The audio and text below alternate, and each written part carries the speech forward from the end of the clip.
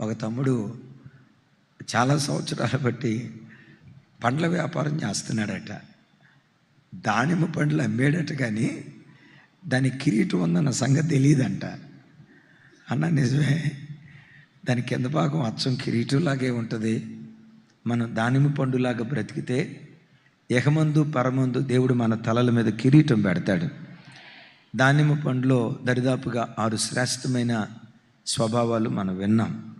గడిచిన రాత్రి మరో చక్కటి వర్తమానం. ఆ ఏఫోదు నిలువుటంగిలో తలదోర్చటానికి ఏముండాలట? రంధ్రం ఉండాలి. ఆ తల ప్రభు అయిన యేసుక్రీస్తు వారు, ఆ రంధ్రం యేసుక్రీస్తు వారికి చోటు ఇవ్వాలి.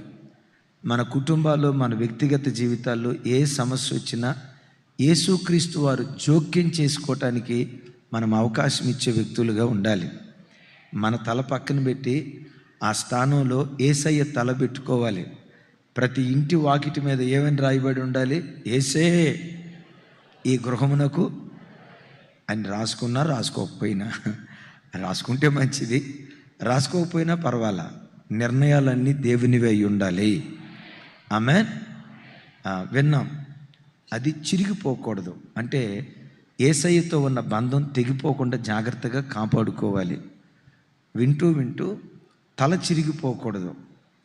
కుటుంబానికి తల తండ్రి, కుటుంబానికి తల తల్లి, వాళ్ళు చిరిగిపోకూడదు. అలాగని తల్లిదండ్రులనే ఆపాదించడానికి వీల్లేదు. ఈనాటి కుమారుడు రేపు తండ్రి అవుతాడు, ఈనాటి కుమార్తె రేపు తల్లి అవుతుంది. ప్రతి బిడ్డ రాబోయే కాలంలో ఒక వ్యవస్థకు నాయకులుగా ఉంటారు. తల ఎప్పుడు చిరిగిపోకుండా తలగానే ఉండునుగాక.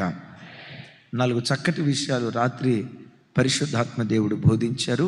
అందుకు సమస్త ఘనతలు యేసయ్యకే కలుగునుగాక. మంచిది. ఈ ఏఫోదు నిలువుటంగి కింద భాగాన దానిమ్మ పండ్లు, బంగారు గంట. దానిమ్మ పండు, బంగారు గంట. ఇంకోసారి చెప్పండి. అది ఎలా ఉందో ఒక్కసారి ఒక చిన్న వీడియో చూసి దేవుని వాక్యంలోకి మనం వెళ్దాం. రైట్. బంగారు గంటలు.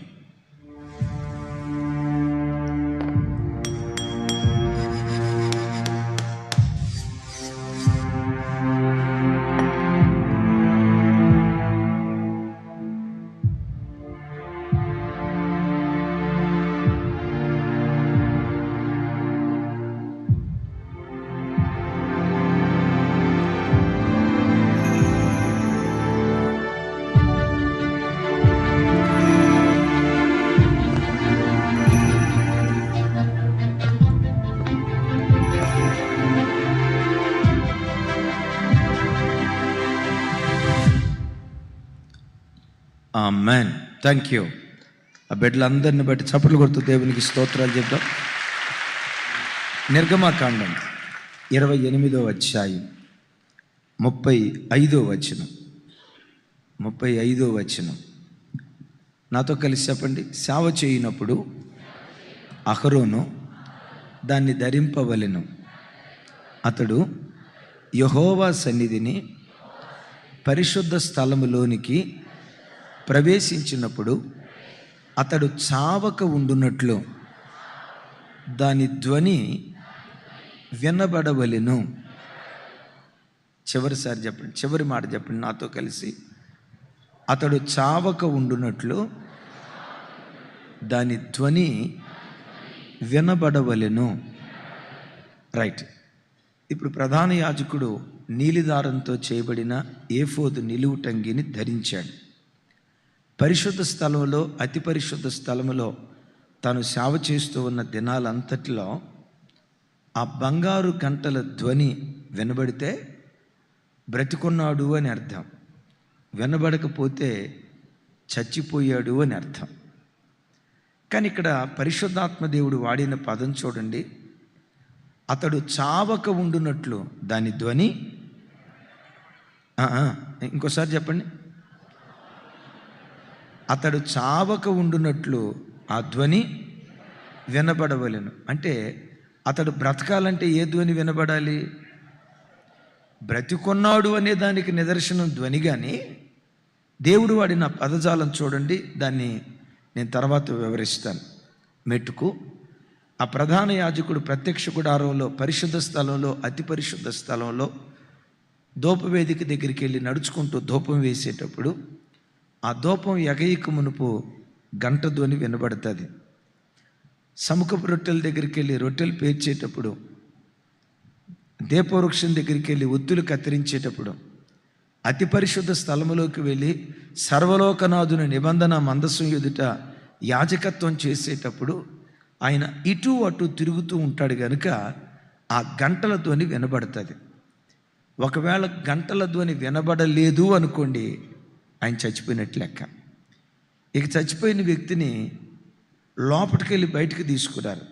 చరిత్ర గ్రంథాలు చెప్తాయి, చచ్చిపోయిన కుక్కను మున్సిపాలిటీ వాళ్ళు ఈడుస్తారు చూసారా, అలా వీళ్ళు బయటే ఉండి తాడు అలా కట్టి ఆ తాడుతో ఇలా బయటకు లాక్కుంటూ వస్తున్నట్లుగా చరిత్ర గ్రంథాల్లో ఈ మాట మనం చూస్తాం. మెట్టుకి ఈ స్థలంలో బంగారు గంటలు ఎందుకు వాడాడు? మిమ్మల్ని ఒక మాట అడుగుతా, టకమని చెప్పండి. బంగారు గంటలు ఎందుకు వాడాడు? ఇట్లా అన్నాగా చెప్పండి. బంగారు గంటలు ఎందుకు వాడాడు? సౌండ్ రావటానికి. పాపం దేవునికి అంత జ్ఞానం లేదనుకుంటా. బంగారు గంటలు వాడితే బాగుండేదా? సౌండ్ ఎక్కువ రావటానికి ఇత్తడి గంటలు వాడితే బాగుండేదా? దేవునికి ఐడియా వచ్చి ఉండకపోవచ్చు పాపం. అదే ఇత్తడి గంటలైతే సామెత ఒకటి ఉంది కదా, కంచు మోగున్నట్లు కనకంబు మోగున విశ్వదాభిరామ అంటారు కదా. ఇప్పుడు ఇత్తడి గంటలు కనుక పెట్టుంటే అసలు ఇంత దూరాన్ని ఉన్నంటే అంత దూరం శబ్దం గణగణ గణగణ గణగణ గణగణ శబ్దం వచ్చేది. పాత రోజుల్లో గుడి గంటలని ఉండేవి. గుడి గంటలు ఉండేవి. మా ఆర్సీఎం వాళ్ళకి బాగా తెలుసు. ఇక్కడ గంట కొడితే మైకు లేకుండా ఊరు చివరి దాకా పడేది. చావుకు ఒక రకమైన గంట, ఆరాధనకు ఒక రకమైన గంట, ఆదివారానికి ఒక రకమైన గంట, పొద్దున్నే పూజకు ఒక రకమైన గంట. గమనించండి, ఆ శబ్దాల్లోనే గణగణ గణగణ గణగణ కొట్టారంటే ఎవరో టపా కొట్టారన్నట్టు లెక్క. ఆ ధ్వనితోనే గుర్తుపట్టగలుగుతాం. నేనంట ఒక మాట, ఆ ఇత్తడి గంటలు ఏ చర్చిలో చూసినా ఉంటాయి కదా. మరి యాజకుడికి కూడా ఇత్తడి గంటలు కట్టి ఉంటే ఎంత బాగుండేది. బంగారు గంటలు కట్టాడు. ఎందుకు బంగారు గంటలు కట్టాడు? 7 శ్రేష్టమైన విషయాలు. క్రైస్తవుడు తన ఆధ్యాత్మిక జీవితంలో వాని ఆత్మ నరకంలో చావకుండా ఉండాలంటే ప్రతి క్రైస్తవునిలో నుండి 7 రకాల ధ్వనులు వినబడాలి. నరకాగ్ని నుంచి ఒకడు తప్పించుకోవాలన్నా, ఒకడు భూమి మీద బ్రతికి ఉన్న దినాల్లో శారీరకంగా బ్రతికున్నాడు కాదు, ఆత్మలో బ్రతికున్నాడు అని చెప్పే వ్యక్తిలో నుంచి 7 రకాల ధ్వనులు వస్తాయి. ఆ ధ్వనులు రాలేదు అంటే వాడు చచ్చినట్టు లెక్క. ఈ 7 రకాలైన ధ్వనులు వచ్చాయి అంటే వాడు శారీరకంగా బ్రతికుండటం మాత్రమే కాదు, ఆత్మలో కూడా బ్రతికున్నాడు. ఆత్మలో బ్రతికున్నవాడు పొరపాటున నరకానికి వెళ్ళడం. ఎక్కడికి వెళ్తాడు? పరలోకానికి వెళ్ళి ప్రభుతో యుగాయుగాలు బ్రతికే భాగ్యం దేవుడు ఆ వ్యక్తికి అనుగ్రహిస్తాడు. యేసయ్యకి మహిమ కలుగును గాక. ఒకసారి నా వైపు చూసి చెప్పండి, లోపటి నుంచి గణగణ గణ గణ గణ ఆ గంట ధ్వని వినబడుతుందంటే అది దేనికి సాక్ష్యం? యాజకుడు బ్రతికే ఉన్నాడు, సజీవంగా ఉన్నాడు, సేవ చేస్తున్నాడు. ఈ ధ్వని ఒక సాక్ష్యం ఇస్తుంది. ఏమని? అతడు బ్రతికే ఉన్నాడు అనే సాక్ష్యం ఆ ధ్వని ఇస్తూ ఉంది. దైవజనమా, బ్రతికున్నాడంటే ధ్వని వినబడుతుంది. ఆ ధ్వని బ్రతికున్నాడు అనే దానికి సాక్ష్యం. తెలుసా, నువ్వు క్రీస్తులో బ్రతికుంటే నువ్వు వెళ్ళిన ప్రతి చోట యేసయ్య గురించి ఏదో ఒక మాట సాక్ష్య రూపంలో చెప్తావు. ఉద్యోగ స్థలంలోనో, వ్యాపార స్థలంలోనో, ఉద్యోగ వ్యాపారాల దాకా ఎందుకు, నీ సెల్ ఫోన్ వాట్సాప్ స్టేటస్ చూస్తే చాలు నువ్వు ఆత్మలో బతుకున్నావో చచ్చిపోయావో ఇట్టే తెలిసిపోద్ది. నీ ప్రొఫైల్ పిక్చర్ చూస్తే చాలు, నీ వాట్సాప్ ప్రొఫైల్ పిక్చర్ ఉంటుంది చూసారా, దాన్ని డీబీఏ బీడియో ఏదో అంటారు కదా. గమనించండి, కొంతమంది వాట్సాప్ స్టేటస్లు చూస్తే ఓపెన్ చేస్తే చాలు వాక్యం వాక్యం వాక్యం వాక్యం. వ్యాపారవేత్తలు వేరు, నేను వాళ్ళని కాదన్నాం. కొన్ని స్థలాలలో ప్రకటించకూడదు కనుక కొన్ని పరిస్థితులను బట్టి కొన్ని అది వేరే సంగతి. అన్ని అనుకూలతలు కలిగి యవన బిడ్డలు కానీ తల్లులు కానీ కొంతమంది తండ్రుల వాట్సాప్ స్టేటస్ చూస్తే వాక్యాలు తప్ప లోకం కనపడదు. గమనించండి, ఆ వాట్సాప్ స్టేటస్లో వాక్యం కనబడుతుంది వినబడుతుందంటే దాని అర్థం ఏంటో తెలుసా? ఆ వ్యక్తి క్రీస్తులో బ్రతికున్నాడు, క్రీస్తులో బ్రతికున్నాడు. కొంతమంది వాట్సాప్ స్టేటస్ చూస్తే వాట్సాప్ స్టేటస్లో ఏముంటాయో తెలుసా? చిరునవ్వుల వరమిస్తావా, చితి నుండి లేచొస్తా, మరుజన్మకు కరుణిస్తావా, ఇప్పుడే మరణిస్తా. ఇలాంటివి పెట్టుకున్నవాడు వాక్యం పెట్టగలుగుతాడా? ఒక మాట నాకు చెప్పండి, ఏంటంట? చిరునవ్వుల వరమిస్తావా, చితి నుండి లేచొస్తా, మరుజన్మకు కరుణిస్తావా, ఇప్పుడే మరణిస్తా. పోర పేడబోద్దే. ఎందుకు ఇట్లాంటివి పెట్టుకుంటారు? ఇలాంటివి పెట్టుకున్న తర్వాత నేను పరిశుద్ధుడనై ఉన్న ప్రకారం మీరును పరిశుద్ధులై ఉండండి అనే ఈ వాక్యం వాడు పెట్టగలుగుతాడా? పెట్టారే అనుకో, రే నిన్న పెట్టిందేంటి, ఈరోజు పెట్టిందేంటి, థూ అని వస్తారని. గమనించండి, లోకాన్ని జురుకునేవాడు వాక్యాన్ని ప్రకటించలేడు. లోకానుసారుడిగా బ్రతికే క్రైస్తవుడు, లోకానుసారిగా బ్రతికే క్రైస్తవురాలు తన ఇంటి చుట్టూతో ఉన్న వాళ్ళకు వాక్యం చెప్పలేదు. ఒక వ్యక్తి క్రీస్తులో బ్రతికున్నాడు అనే దానికి సాక్ష్యం ఏంటో తెలుసా? యాజకుడు బ్రతికున్నాడు అనే దానికి సాక్ష్యం. చెప్పండి చెప్పండి చెప్పండి అన్నా కదా. ధ్వని వినబడుతుంది. యేసు క్రీస్తును గూర్చిన సాక్ష్యపు ధ్వని నీ ఇంటిలో వినబడతా ఉంటే నువ్వు నిజంగా దేవునిలో బ్రతికున్నావు అని అర్థం. మీరు ఇంటి పక్క వాళ్ళ దగ్గరికి వెళ్ళారు, రే అమ్మా యేసు ప్రభుని నమ్ముకోండమ్మా. ఎందుకు యేసు ప్రభుని నమ్ముకోవాలమ్మా? ఆయన సమాధానకారకుడు, ఆశ్చర్యకరుడు, ఆలోచనకర్త, నిత్యుడగు తండ్రి, బలవంతుడగు దేవుడు, సమాధానకర్త. యేసు ప్రభుని నమ్ముకుంటే మీకు సమాధానం వస్తుందమ్మా. మీ భార్యాభర్తలు సమాధానంగా ఉంటారమ్మా, పిల్లలు విధేయులుగా ఉంటారమ్మా, మన సరిహద్దులో దేవుడు సమాధానం కలుగు చేస్తాడమ్మా అనే మాట నీ నోట నుంచి నీ ఇంటి పక్కల వాళ్ళకి చెప్పాలంటే మీ భార్యాభర్తలు కొట్లాడుకుంటూ ఉంటే ఆ సాక్ష్యం చెప్పగలరా? నోరు తెరవండి.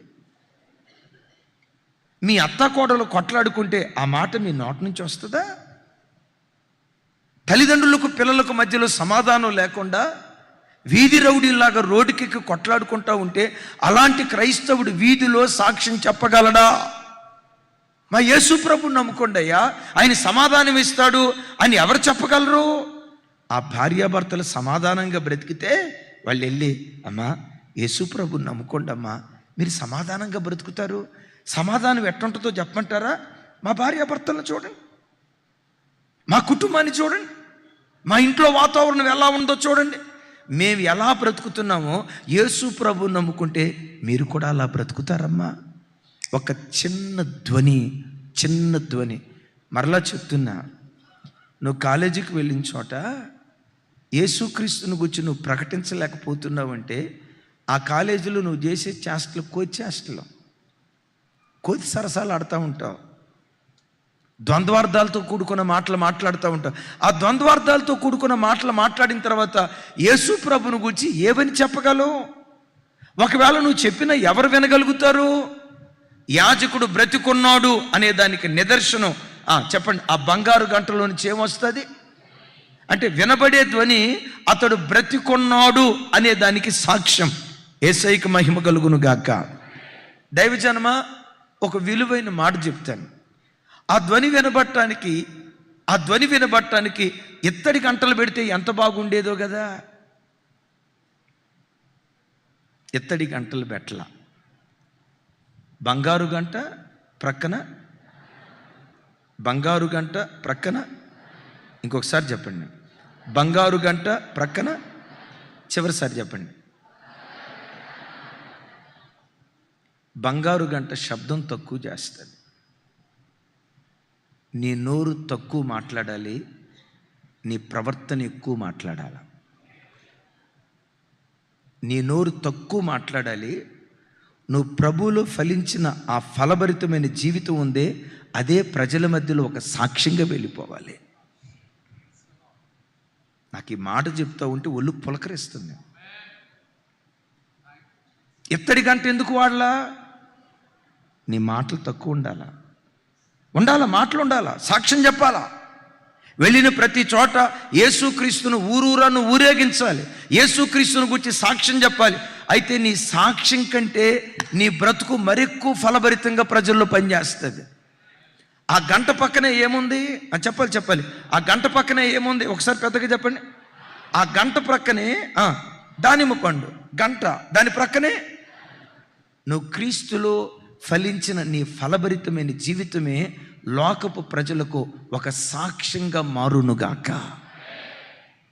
చెడ్డదే మధ్యాహ్నపు వేళ బావి దగ్గరికి వచ్చింది. సహజంగా మనం అందరం పల్లెటూరు నుంచి వచ్చిన వాళ్ళం. బావుల దగ్గర నీళ్లు తోడుకోవటానికి ఉదయం వెళ్తారా, మధ్యాహ్నం వెళ్తారా, సాయంత్రం వెళ్తారా, ఎప్పుడు పడితే అప్పుడు వెళ్తారా? అమెరికా వాళ్ళారా, మీకు అసలు బావులే తెలిసినట్టు లేదు అనుకుంటా. అక్క సుజాత అక్క, మీరు చెప్పండి, ఎప్పుడు వెళ్తారు? లాజరనా వెళ్తే పొద్దునే, లేకపోతే మధ్యాహ్నం ఎప్పుడైనా వెళ్ళటం చూసారా? మరి అక్క మధ్యాహ్నం ఎందుకు వచ్చినట్టు? దేవుడు నన్ను క్షమించుగాక.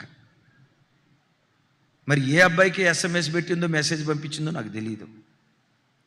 మధ్యాహ్నం వేళ వచ్చింది, సరిగ్గా ప్రభువును సంధించింది. ఒక్కసారి వాక్యం విందే, పాపపు కొండ అక్కడ విడిచిపెట్టింది. యేసయ్య దగ్గరికి వచ్చేటప్పుడు పాపాత్మురాలిగా వచ్చింది, యేసయ్య దగ్గర నుంచి వెళ్ళేటప్పుడు పవిత్రురాలైన కన్యకగా తీర్చిదిద్దబడింది. గ్రామంలో అడుగుపెట్టింది, గ్రామం కదిలి యేసు ప్రభు దగ్గరికి వచ్చింది. గ్రామస్తులు ఏమంటున్నారు తెలుసా? అయ్యా, ఒకప్పుడు ఈవిడ చెప్పిన మాటలను బట్టి నమ్మాం, కానీ ఈరోజు నిన్ను ముఖాముఖిగా చూస్తా ఉన్నాం, నీవే మెస్సయ్య అని మేము అంగీకరిస్తూ ఉన్నాం. విన్నారా? ఎందుకు గ్రామం మార్చబడింది? మార్పు చెందిన ఆ తల్లిలో కనపడిన పవిత్ర ఫలాలు ప్రజలు చూశారు. ఒకప్పుడు పోకిరిగా మాట్లాడేది, పోకిరిగా చూసేది, పోకిరి చేష్టలు చేసేది. కానీ ఎప్పుడైతే యేసు ప్రభును కలుసుకుందో, యేసు ప్రభును సంధించిందో, మార్పు చెందిన ఆవిడ బ్రతికే ఒక సాక్ష్యంగా మారిపోయింది. మిమ్మల్ని ఒక మాట అడుగుతా, ఈ సమరయ స్త్రీ ఎంతమంది ప్రసంగికుల వర్తమానాలు విని మారింది? ఎన్ని ఆదివారపు ఆరాధనలకు వచ్చింది? ఎన్ని బైబిల్ స్టడీస్కి వచ్చింది? ఇలాంటి లోతైన మర్మాలు ఎన్ని అద్భుతమైన వర్తమానాలు వింది? యేసయ్యని సంధించింది ఒకేసారి, వాక్యం విన్నది ఒకేసారి. ఆ ఒక్కసారితోనే విప్లవాత్మకంగా మార్చబడింది. నువ్వు మారటానికి ఇంకెంతమంది సేవకులు కావాలి నీకు? క్షమించు మూర్ఖుడా, నువ్వు మారటానికి ఇంకా ఎంతమంది దైవ సేవకులు నీకు రావాలి? ఎంతమంది దైవ సేవకులు రొమ్ము కొట్టుకుంటూ నీ కొరకు ప్రార్థన చేయాలి? ఎంతమంది దైవ సేవకులు ఏడుస్తూ దేవుని వాక్యం చెప్తే నీ కోపిస్తనం పోద్ది, నీ అసూయతనం పోద్ది, నీ వారవలేనితనం పోద్ది? ఎంతమంది దైవ సేవకులు నీకు వాక్యం చెప్తే ఏ రోజు నువ్వు మారుతావు? రాహాబు ఒకేసారి వర్తమానం వింది. వేశ్యకు రాహాబు నీతిమంతురాలిగా రూపాంతరం చెందింది. ఈరోజు వాక్యం వింటున్న బిడ్డలారా, నీ నోరు కంటే నీ ప్రవర్తనే ఎక్కువ సాక్ష్యం, ఎక్కువ ఫలభరితంగా ఉండాలి. అపోస్తలుడైన పౌలు వారు ఒక సంఘానికి ఉత్తరం రాస్తూ ఇలా అంటాడు. దెస్సలోనియ పత్రిక, మొదటి పత్రిక, 1వ అధ్యాయం 6వ వచనం నుంచి 8వ వచనం వరకు, 6వ వచనం నుంచి 8వ వచనం వరకు, దెస్సలోనియులకు రాసిన మొదటి పత్రిక మొదటి అధ్యాయం 6వ వచనం నుంచి 8వ వచనం వరకు నాతో కలిసి చెప్పండి. పరిశుద్ధాత్మ వలన కలుగు ఆనందముతో గొప్ప ఉపద్రవమందు మీరు వాక్యమును అంగీకరించి మమ్మును ప్రభువును పోలి నడుచుకొనిన వారైతిరి. 7 కాబట్టి మాసిదోనియాలోను అకయాలోను విశ్వాసులందరికీ మాదిరి అయితిరి. ఎందుకనగా మీ యొద్ద నుండి ప్రభు వాక్యము మాసిదోనియాలోను అకయాలోను మ్రోగెను. అన్నా విన్నారా? అమ్మ విన్నారా? వీళ్ళే ప్రాంతానికి చెందిన వాళ్ళు? దెస్సలోనియ సంఘానికి చెందిన వాళ్ళు. దెస్సలోనియ సంఘ విశ్వాసుల దగ్గర నుంచి వాక్యం ఎక్కడెక్కడ మోగిందట? వీళ్ళ బ్రతుకు ఎత్తడి గంట కాదు, బంగారు గంట. వీళ్ళ బ్రతుకు ఎత్తడి గంట కాదు, ఏ గంట? ఏంటో బంగారు గంట. 6వ వచనంలో అంటాడు, భయంకరమైన ఉపద్రవాలలో మీరు వాక్యమును అంగీకరించి, నాతో కలిసి చెప్పండి, మీరు వాక్యమును అంగీకరించి మమ్మును ప్రభువును పోలి నడుచుకొనిన వారైతిరి. అంటే వాక్యం విన్న ప్రజల్లో ఎవరి పోలిక కనపడింది? వాక్యం బోధించిన సేవకుల్లో ఎవరి పోలిక ఉంది? ఏంటి ఈరోజు సేవకుల పరిస్థితి? నేను ఎవరిని కించపరచట్లా. ఈరోజు మొట్టమొదట మారు మనసు పొందాల్సింది సేవకులే. సేవకులు మారితే విశ్వాసులు మారుతారు. సేవకులు ప్రభు తట్టు తిరిగితే, ఒక గొప్ప దైవ సేవకుడు ఎప్పుడు ఇలా అంటాడు, నేను విశ్వాసుల సమూహంలో వాక్యం చెప్పడానికి వెళ్తా కానీ పాసల సదస్సులో అసలు వాక్యం చెప్పను, అస్సలు చెప్పను. వాళ్ళు పిలిచినా నేను బాను. ఎందుకు పిలిచినా బావయ్య అంటే ఆ పెద్దయ్య గారు అంటాడు, ఏమంటారు తెలుసా, విశ్వాసికి వాక్యం చెప్తే ఒకసారి కాకపోయినా రెండోసారి మారుతాడు.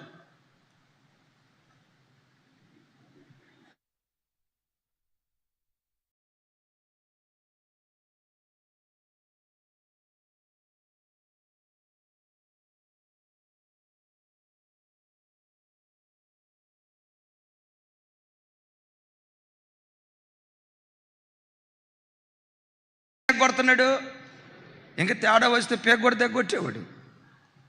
మా వాడు మారలా అని అయ్యగారు చెప్తాడు. అయ్యలారా, సేవకుడు క్రీస్తును పోలి జీవించటం ప్రారంభిస్తే, సేవకురాలు క్రీస్తును పోలి జీవించటం ప్రారంభిస్తే సంఘం కూడా క్రీస్తు అడుగుజాడలో నడవటానికి దేవుడు కృప చూపిస్తాడు. అయితే సేవకుడు క్రీస్తును పోలి నడిచినా ఇస్కరియోతు యోధా లాంటి వాళ్ళు ఒకళ్ళిద్దరు ఉంటారు, గెహజీ లాంటి వాళ్ళు ఒకళ్ళిద్దరు ఉంటారు. వాళ్ళని గురించి మనం ఆలోచించాల్సిన అవసరం లేదు. మెట్టుకు వాక్యం వీళ్ళ దగ్గరకు వచ్చిన తర్వాత వాళ్ళలో ఏ రూపం కనపడిందట? క్రీస్తు పోలిక కనపడింది. అమ్మా, ఒక తండ్రిగా నేను నీకు ఇంతకు మించి నేనేం చెప్పలేను. నా చేతులు ఎత్తి దండం పెట్టి చెప్తున్నా, రోజు నాకు మంచి ఆరోగ్యం ఇవ్వయ్యా, నువ్వు అడిగిన దానికంటే ఆస్తి ఇవ్వయ్యా, పిల్లల్ని ఇవ్వయ్యా, డబ్బు ఇవ్వయ్యా, వెండి ఇవ్వయ్యా, బంగారం ఇవ్వయ్యా, నా కుటుంబ పరిస్థితులు చక్కదిద్దయ్యా అని ఈ శరీర సంబంధమైన వాటి కొరకు నువ్వు ప్రార్థన చేసిన దానికంటే, దేవా ఒక్కరోజు బ్రతికినా నీలాగా నేను బ్రతకలేసయ్యా, నీలాగా నేను బ్రతకలేసయ్యా, నా మాటలో నువ్వు కనపడాలేసయ్యా, నా నడకలో నువ్వు కనపడాలేసయ్యా, నా ప్రవర్తనలో నువ్వు కనపడాలేసయ్యా, ప్రజలు నాలో నిన్ను చూసే కృప నాకు దయచేయి. 100 ఏళ్ళు బ్రతకాల్సిన అవసరం లేదు. ఒక ఆయన అంటాడు దీర్ఘాయుష్యు నేను దేవుని అడగను, కానీ దేవా నాకు దీర్ఘాయుష్యువు అని దేవుని అడగను, నీలాగా పరిపూర్ణమైన బ్రతుకు నాకు దయచేయి. ఒక్కరోజు బ్రతికిన నీలాగా బ్రతకాల, ఒక్కరోజు జీవించిన, ఒక్క నెల జీవించిన, ఒక్క సంవత్సరం జీవించిన ప్రజలు నాలో మిమ్మల్ని చూసే కృప దయచేయని ప్రతి బిడ్డ ప్రతిరోజు, అయ్యా నా మానసిక స్వభావాలు నాలో ప్రజలకు కనపడకూడదయ్యా, నా యవ్వన బలహీనతలు లోకంలో ప్రజలకు కనపడకూడదయ్యా, నా గయ్యాలితనం, నా దురుస్తనం, నా మొండితనం, నా పెంకితనం ప్రజలకు నాలో కనపడకూడదయ్యా. ప్రజలు నన్ను చూసినప్పుడల్లా నాలో మీరు ప్రత్యక్షపరచబడుదురుగాక. క్రీస్తును పోలిన జీవితం నీలో కనపడితే నీ సాక్ష్యం నీ కాలనీ అంతా మ్రోగటం ప్రారంభిస్తుంది. నీవు బ్రతుకుతున్న వీధి అంతా మోగటం ప్రారంభిస్తుంది. నువ్వు ఎక్కడైతే బ్రతుకుతున్నావో కాలనీ ప్రభు తట్టు తిరగటానికి దేవుడు కృప చూపిస్తాడు. అంటాడు, దెస్సలోనియ సంఘమా, వాక్యం మీ దగ్గరకు వచ్చిన తర్వాత మమ్మును క్రీస్తును పోలి నడుచుకోవటం ప్రారంభించారు. మీ సాక్ష్యపు జీవితం మాసిదోనియాలోను అకయాలోను అనండి. ఆ మాట మాసిదోనియాలో అకయాలో కదా, తర్వాత చెప్పాలి. అకయాలోను మాసిదోనియాలోను అకయాలోను మ్రోగెను. ఏం మోగుంటుంది? అరే, దెస్సలోనియ వాళ్ళు ఒకప్పుడు తాగుబోతులుగా బ్రతికేవాళ్ళురా, ఇప్పుడు మారి. ఒకప్పుడు వ్యభిచారులుగా, ఇప్పుడు మారి. ఒకప్పుడు దొంగలుగా బ్రతికేవాళ్ళరా, ఇప్పుడు మారి. ఒకప్పుడు తాగుబోతులుగా బ్రతికేవాళ్ళరా, ఇప్పుడు. ఒకప్పుడు నోరు తెరిస్తే బూతురా, నోరు తెరిస్తే అబద్ధాలురా, ఇప్పుడు ఆ జీవితం అంతా మారి దేవుని పోలి వాళ్ళు నడుచుకోవటం ప్రారంభించారట్రా. ఓహో, ఆ యేసు స్వామి దగ్గరికి వెళ్తే మన భర్త కూడా మారతాడు అనుకుంటా. ఆ యేసు స్వామి దగ్గరికి వెళ్తే మన పిల్లలు కూడా మారతారంట. మారిన ఒక్క పట్టణాలు కదిలించింది. ఎక్కడ బ్రతుకుతున్నా ఎత్తడి ధ్వని రాకూడదు, బంగారు ధ్వని రావాలి.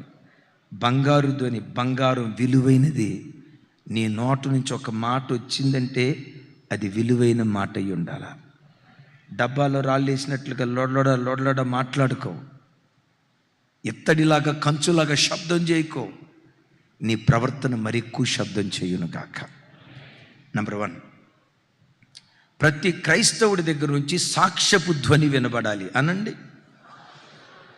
నీ నోరే కాదు, నీ ఫోన్ కూడా మాట్లాడాలి. నీ వాట్సాప్ స్టేటస్ మాట్లాడాలి, నీ ఫేస్బుక్ మాట్లాడాలి. నువ్వు మాట్లాడే ప్రతి మాట యేసును గూర్చి సాక్ష్యం ఇచ్చేటట్లుగా ఉండును గాక. అయితే దేవుడి ఈ స్థలంలో కొరింథీ పత్రికలో మాట్లాడుతూ ఇలా అంటాడు. చూడండి ఆ మాట, 13వ అధ్యాయం మొదటి 2 వచనాలు నాతో కలిసి చెప్పండి. మనుషుల భాషతోనూ దేవదూతల భాషలతోనూ నేను మాట్లాడినను ప్రేమ లేని వాడనైతే మ్రోగెడు కంచును గణగణలాడు తాళమునై ఉన్నాను. ప్రవచించు కృపావరము కలిగి మర్మములన్నీయు జ్ఞానమంతయు ఎరిగిన వాడనైనను కొండలను పెకిలింపగల పరిపూర్ణ విశ్వాసము గలవాడనైనను ప్రేమ లేని వాడనైతే నేను వ్యర్థుడను. పౌలు గారు మాటలు చూడండి.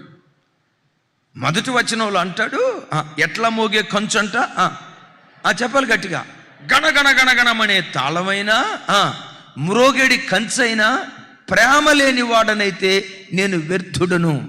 క్రైస్తవ జనమా, ఒక క్రైస్తవుడు దేవునిలో బ్రతుకున్నాడు అనే దానికి నిదర్శనం ఏంటో తెలుసా? ఆ క్రైస్తవునిలో నుండి ప్రేమధ్వని వినబడుతుంది. ప్రేమధ్వని వినబడుతుంది.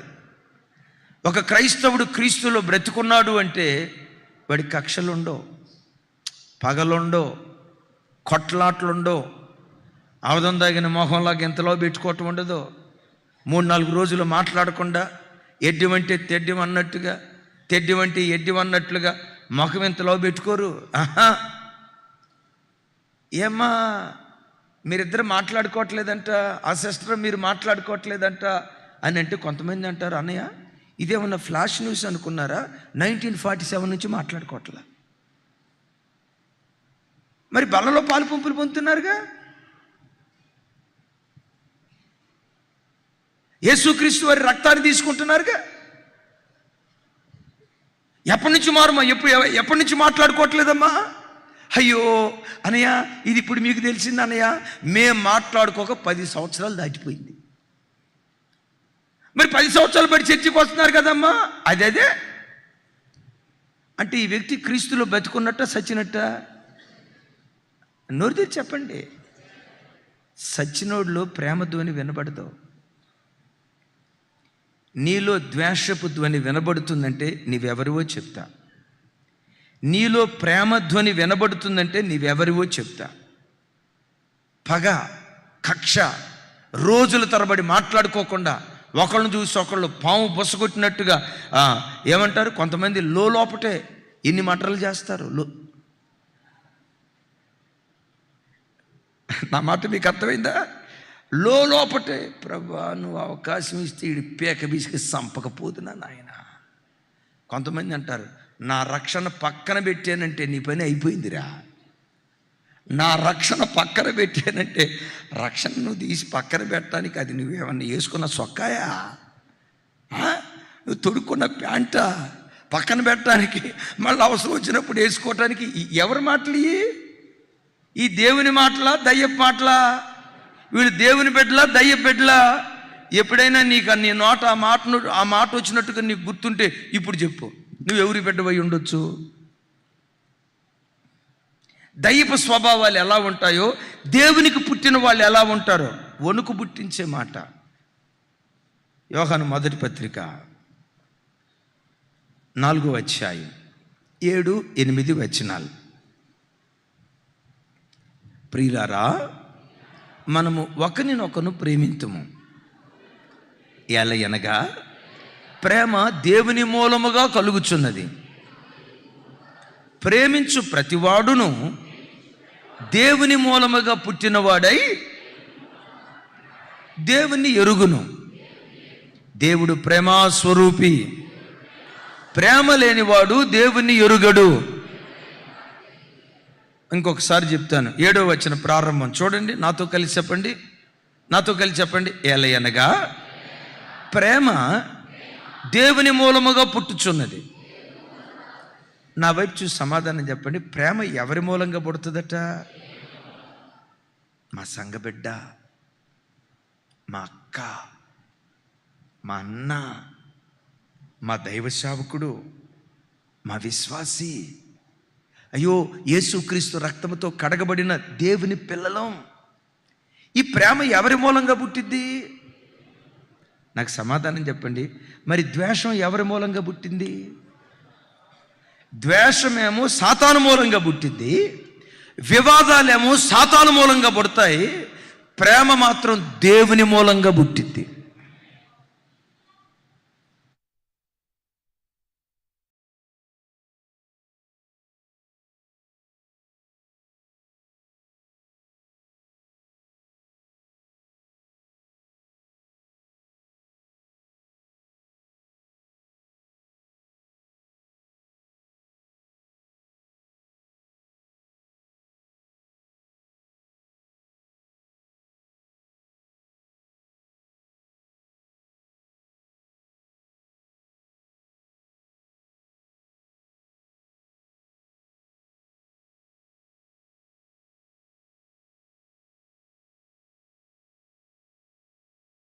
భయంకరమైన పోరాటాలు ఎదుర్కొంటుంది. భయంకరమైన పోరాటాలు,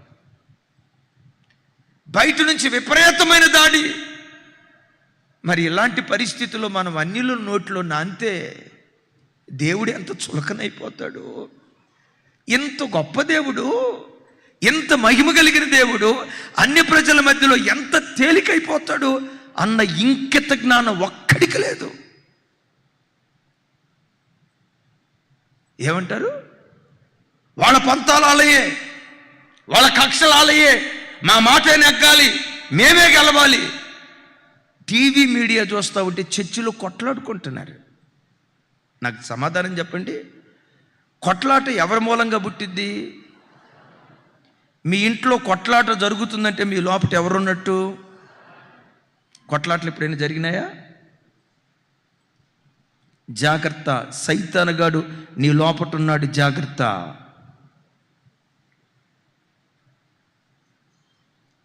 ఎవరి మీదైనా గుండెల్లో అట్లా పగబెట్టుకొని కక్ష పెట్టుకొని బ్రతుకుతున్నావా?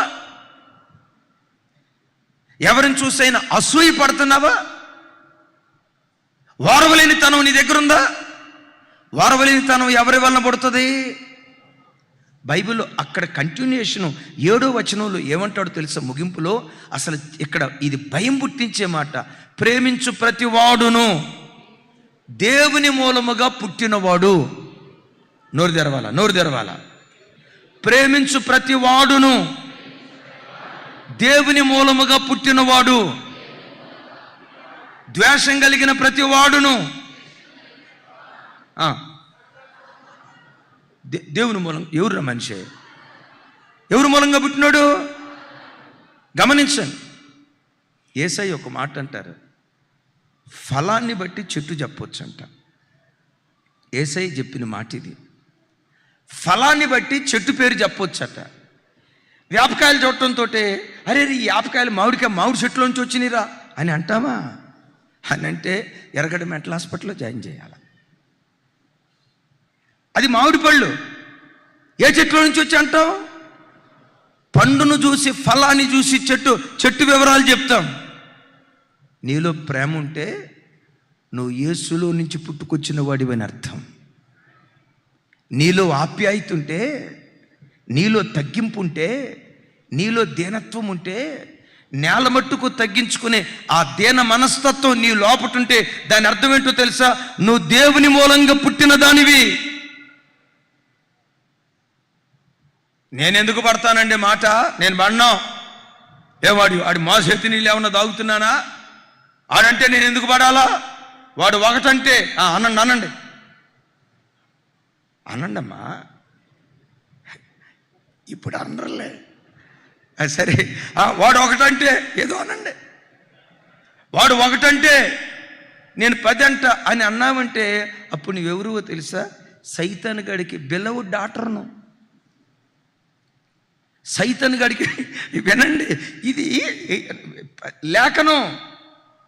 ఫలాన్ని బట్టి చెట్టు వివరాలు చెప్పొచ్చు. నీలో పవిత్రత పుడితే నువ్వు దేవుని మూలంగా పుట్టినవాడివి. కూర్చున్నా లేచినా నీ లోపట కాముకత్వం, దురాశలు, అపవిత్రపు కోరికలు పదే రగులుతూ అపవిత్రపు ఇచ్చల చేత నువ్వు మునిగి తేలుతూ ఉంటే నువ్వు దయ్య మూలంగా పుట్టిన మనిషివని గ్రహించు.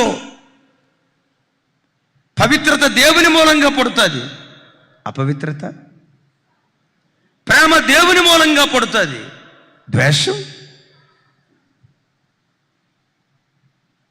దీర్ఘశాంతం దేవుని మూలంగా పుడుతుంది. ఒక మాట అంటే బసబసలాడే తత్వం, దీనత్వం దేవుని మూలంగా పుడుతుంది. దానికి ఆపోజిట్ మాట చెప్పండి. దీనత్వం దేవుని మూలంగా పుడుతుంది. గర్వం సైతానుగాడి మూలంగా పుడుతుంది. కొంతమందికంటే గమనిస్తూ ఉంటా, ఒంటి మీద శంస కండ ఉండదు కానీ గర్వం మాత్రం టన్నులు ఉంటుంది. ఆ గర్వం కనుక తాసులో తూకం వేస్తే గొలుసులు దిగిపోవలసిందే. మా కులం అంటే ఏమనుకున్నారండి? మేమంటే ఏమనుకున్నారండి? మా ఫ్యామిలీ అంటే ఏమనుకున్నారండి? అసలు మా ఇంటి పేరుతో వాళ్ళు ఏమనుకున్నారు? మేమంటే ఏమనుకున్నారు? ఏమనుకునేది ఏముంది? అది అంత తాగుబోతులు బ్యాచ్. మా వంశం అంటే ఏమనుకున్నారండి? మాట అంటే బడరు. ఒక్క మాట అంటే నేను చాలామందిని గమనిస్తూ ఉంటా. ఆ మనిషిని ముట్టనంత కాలం అక్క మరియమ్మ తల్లికి స్వయాన చెల్లిలో ఏదైనా ఒక మాట బ్యాలెన్స్ అయిందా? సైతానుగాడు కూడా అక్కను చూసి గడగడగలాడుతూ ఉంటాడు. ఒరే నా లోపల కూడా ఈ ఆగి లేదు కదరా నాయన.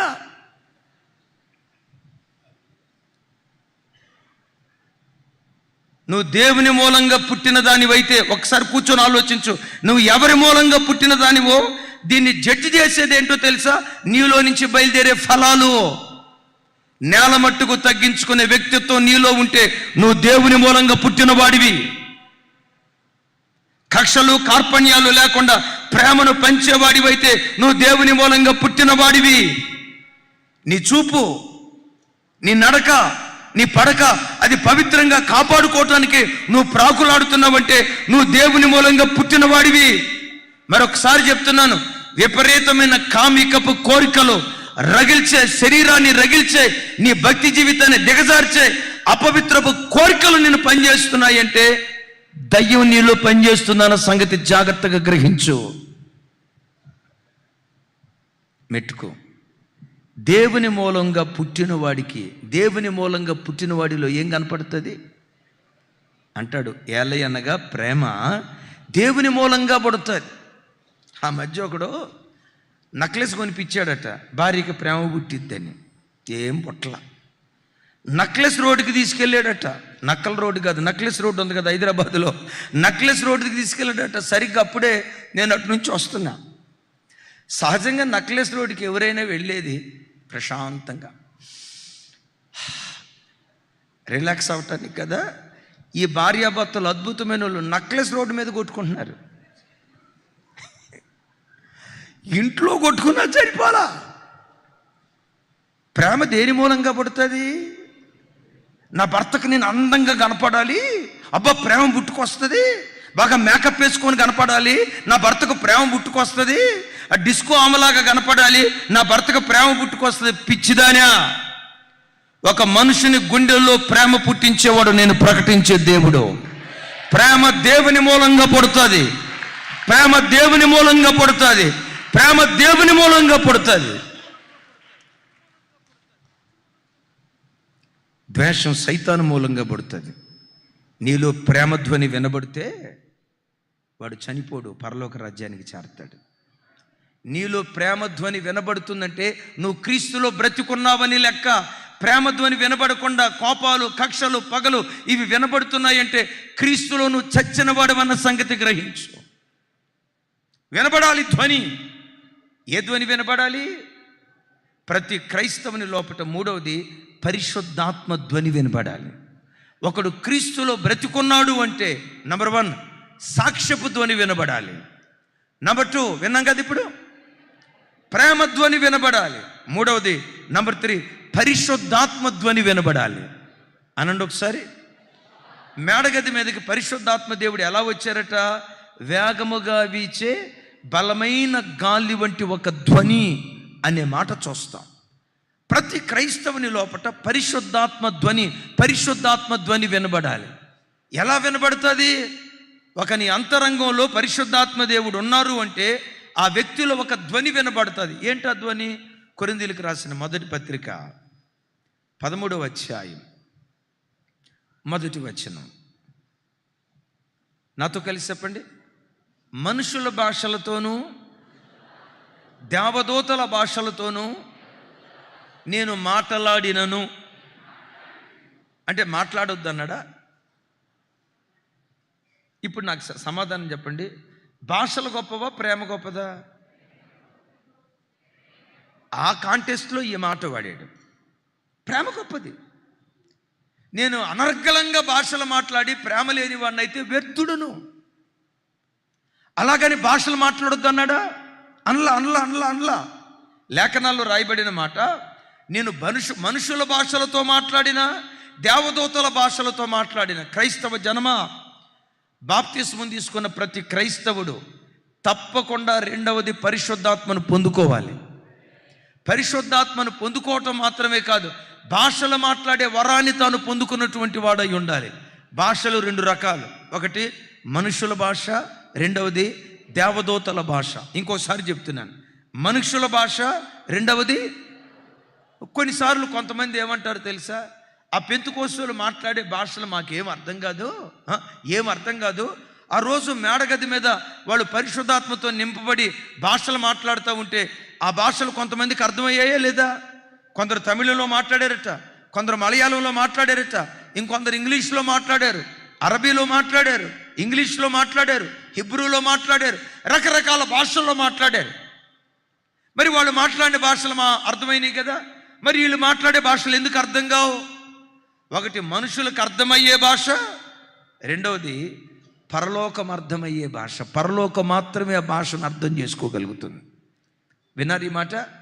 మెట్టుకు ప్రతి బిడ్డ పరిశుద్ధాత్మను పొందుకొని ఆ వ్యక్తి లోపల నుంచి భాషల ధ్వని తప్పకుండా వినబడాలి. భాషల ధ్వని తప్పకుండా వినబడాలి.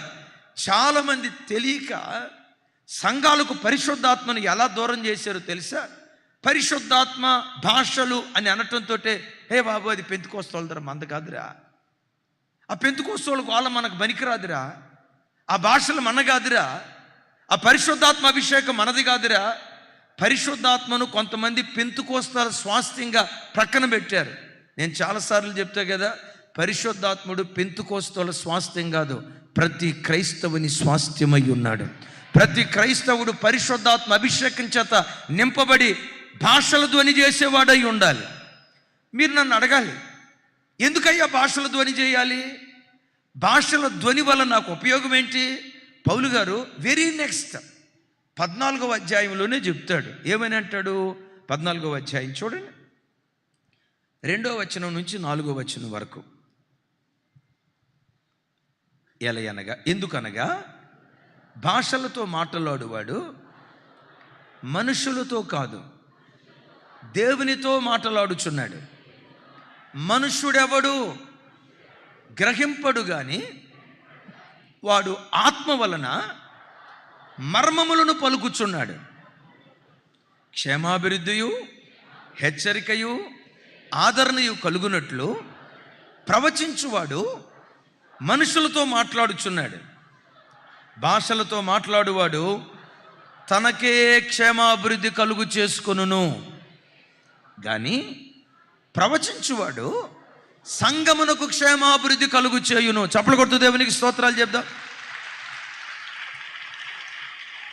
విన్నారా? ప్రవచనం సంఘానికి క్షేమాభివృద్ధి కలుగు చేస్తుంది. సమాధానం చెప్పండి. భాషలు అంటే ఒక విశ్వాసికి క్షేమాభివృద్ధి కలుగు చేసేది భాషల వరం. నువ్వు వాక్యం చదివే వరం ఉండి ఉండొచ్చు, మంచిదే. ప్రార్థించే వరం ఉండొచ్చు, మంచిదే. ఇవన్నీ నీకు క్షేమాన్ని కలుగు చేస్తాయి. లేదు, ఇవి నీకు అభివృద్ధి కలుగు చేస్తాయి. కానీ భాషల వరం ఏం చేస్తుందో తెలుసా? క్షేమాభివృద్ధి కలుగు చేస్తుంది. ఒకసారి విడమర్చి చెప్పండి, క్షేమాభివృద్ధి. ఇంకోసారి, వాక్యం నీ ఆత్మీయ జీవితానికి అభివృద్ధి కలుగు చేస్తుంది. ప్రార్థన నీ ఆధ్యాత్మిక జీవితానికి అభివృద్ధి కలుగు చేస్తుంది. కొన్నిసార్లు ఏమైందో తెలుసా? ఎదిగినట్టే ఎదుగుతారు, ఎదిగేమైపోతారు? దబేలుమని పడిపోతారు. బలపడినట్లుగానే బలపడతారు, ఏమైపోద్దో బలహీన పడిపోతారు. వర్ధిల్లినట్లుగానే వర్ధిల్లుతారు, సడన్గా అక్కడి నుంచి కుప్పలాగా కూలిపోతారు. అంటే ఆ అభివృద్ధి అవుతున్నాడు కానీ అభివృద్ధికి ఏమి లేదు, క్షేమం లేదు. మీకు తెలుసా, ప్రతి క్షణం వ్యక్తిగతంగా నువ్వు భాషలు మాట్లాడుకుంటూ ఉంటే నీ అభివృద్ధికి క్షేమాన్ని కలుగు చేసేది భాషల వరం. భాషల వరం అందరు చెప్పండి. ఏ వరం? భాషల వరం. నేను ఎక్కువగా భాషలు మాట్లాడుతూ ఉంటే ఆ భాషల వరం నా ఆధ్యాత్మిక జీవితానికి క్షేమాభివృద్ధి కలుగు చేస్తుంది. క్షేమాభివృద్ధి అంటే అభివృద్ధికి క్షేమం కలుగు చేస్తుంది. అభివృద్ధికి క్షేమం కలుగు చేసిన తర్వాత ఇక నేను పడిపోవటానికి అవకాశం ఉండదు కదా. ప్రతి వ్యక్తి భాషలు మాట్లాడే ఆ అనుభవాన్ని వరంగా పొందుకుందురుగాక. అయితే భాషలు మాట్లాడేవాళ్ళు చర్చిలో మాట్లాడేదానికంటే నీ వ్యక్తిగత ప్రార్థనలో, నీ వ్యక్తిగతంగా త్రోవను వెళ్ళేటప్పుడు, నువ్వు వ్యక్తిగతంగా ప్రార్థన గదిలో గడిపేటప్పుడు, ఏకాంతంగా ఉన్నప్పుడు ఎక్కువ భాషలు మాట్లాడుకో, క్షేమాభివృద్ధి కలుగు చేస్తుంది. భాషలు పరలోకపు భాష. మనుషుల భాష ఒకటి ఉంది, దేవదూతల భాష ఒకటి ఉంది. ఒకడు భాషతో ప్రార్థన చేశాడంటే అర్థం తెలుసా? ఇక మధ్యలో ఏమి ట్రాఫిక్ లేకుండా ఆ ప్రార్థన డైరెక్ట్గా చేరిపోద్ది. ఇప్పుడు ఒక మాట, నేను తెలుగులో వాక్యం చెప్తున్నా, నీకు అరవం వచ్చు, అరవం అంటే తమిళం వచ్చు. తెలుగులో చెప్పే నేను తెలుగులో వాక్యం చెప్తే మీకు డైరెక్ట్గా అర్థం కాదు, కానీ నేను తెలుగులోనే చెప్తున్నా.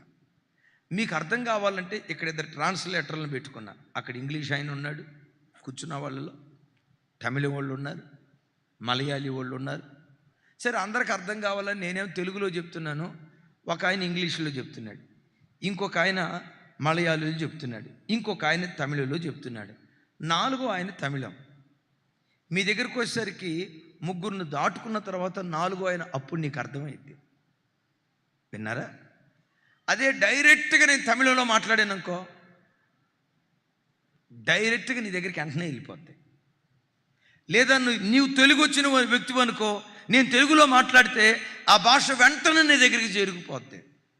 ఎవరైనా భాషల్లో ప్రార్థన చేస్తున్నాడంటే ఆ ప్రార్థన డైరెక్ట్గా దేవుని సన్నిధికి చేరుకుంటుంది. అంతే, డైరెక్ట్గా దేవుని సన్నిధికి చేరుకుంటుంది. అట్లాగని అంటే యేసయ్యకు తెలుగు అర్థం కాదా అని నన్ను అడక్కండి, యేసయ్యకి ఇంగ్లీష్ అర్థం కాదా అని అడక్కండి. భాషలతో మాట్లాడేవాడు మర్మాలు మాట్లాడుతున్నాడు. ఎంత మర్మం! ఇంత చిన్న మాటలో చాంతాడంత అర్థం ఉంటుంది తెలుసా మీకు? మేనే మేనే టెకెల్ ఫార్సిన్ అనండి. ఆ చిన్న మాటకి ఎంత అర్థం ఉందో తెలుసా?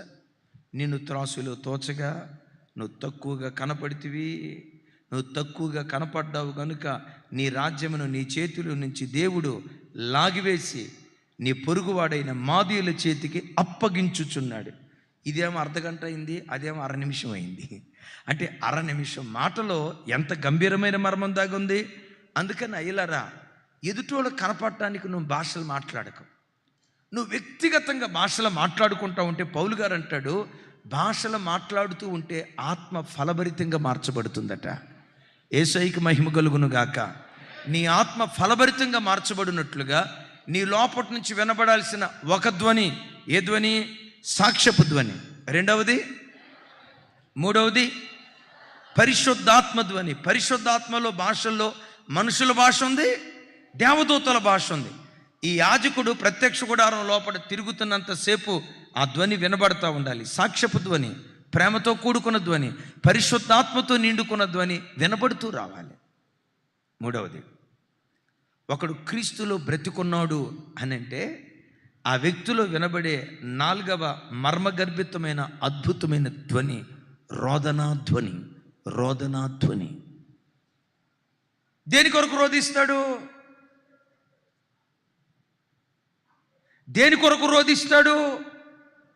బైబిల్లో ఒక ఆయన ఉన్నాడు, దేవుని సన్నిధికి రాలేక రొమ్ము కొట్టుకుంటూ రోధిస్తూ ప్రార్థన చేస్తున్నాడు. ఎవరైనా చూడండి, కీర్తనల గ్రంథం 6వ అధ్యాయం 8వ వచనం. నాతో కలిసి చెప్పండి. యెహోవా నా రోదన ధ్వని విని ఉన్నాడు. పాపము చేయు వారలారా, మీరందరూ నా యొద్ద నుండి తొలగిపోవుడి. యెహోవా నా విన్నపము ఆలకించి ఉన్నాడు. యెహోవా నా ప్రార్థనను అంగీకరించును. నా శత్రువులందరూ సిగ్గుపడి బహుగా అదురుచున్నారు. వారు ఆకస్మికముగా సిగ్గుపడి వెనుకకు మళ్ళుదురు. మళ్ళీ ఒకసారి ఆ వచనం చూపిస్తాము. స్టార్టింగ్. యెహోవా అనండి. యెహోవా నా రోదన ధ్వని విని ఉన్నాడు. అంటే దావీదు ఏం చేశాడట? ప్రార్థించటం వేరు, రోధించటం వేరు. రోధించటం అంటే దుఃఖం అనేది, దుఃఖం కరెక్టే, పర్యాయ పదం, ఒక సాధారణమైన పదం. రోధించటం అంటే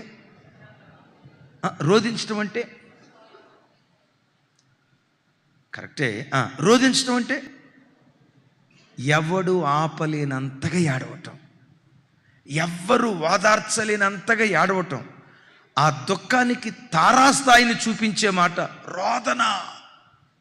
అయ్యో ఎంత రోధిస్తున్నాడో, అయ్యో ఎంత రోధిస్తున్నారో అంటాడు దావీదు. యెహోవా నా రోదన ధ్వని విని ఉన్నాడు.